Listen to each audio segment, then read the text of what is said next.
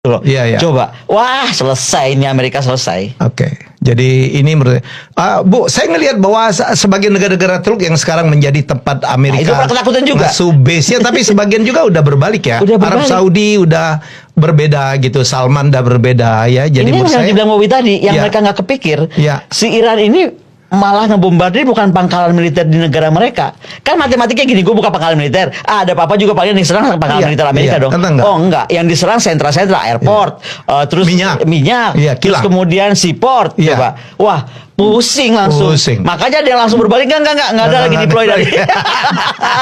Gitu kan, keren. Gimana bro? Ini strategi yang keren ya. Jadi dia baik dia. Keren. Iran itu nyerangnya ke banyak banget, nyerang Israel ya, nyerang ke Negara apa? Teluk. Negara-negara Beberapa Teluk. negara. Jangan nyerang Amerika mungkin rudalnya nyampe Nah. kalau dikirim ya. Jadi ada satu yang baru aja, ini baru aja. Jadi gue tuh kan kita tuh kalau berita itu tidak harus CNN, tidak harus CNBC atau dilarang. apa yang Boston atau Ya. BBC gitu ya.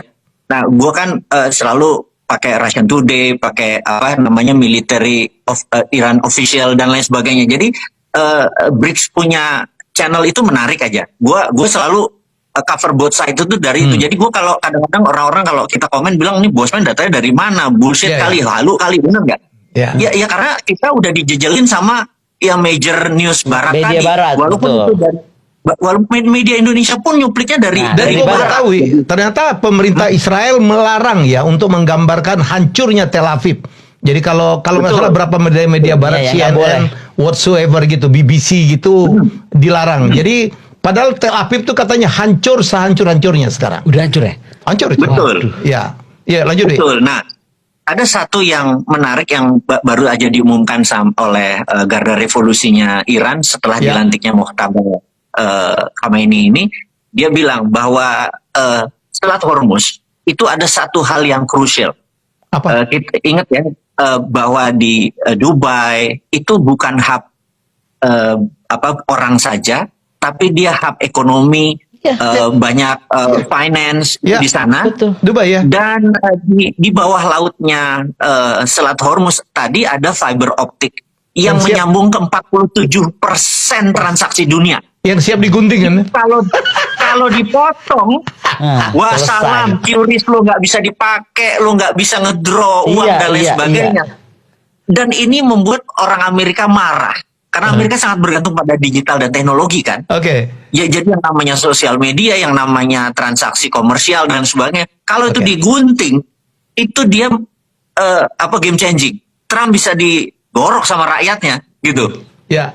Nah, Benar. yang kayak gini ini kejeniusan seorang bangsa Persia yang resilient tidak pernah sama dihitung 5.000 ya? tahun. Yang tidak Nggak pernah pernah dihitung dihitung. sebelumnya.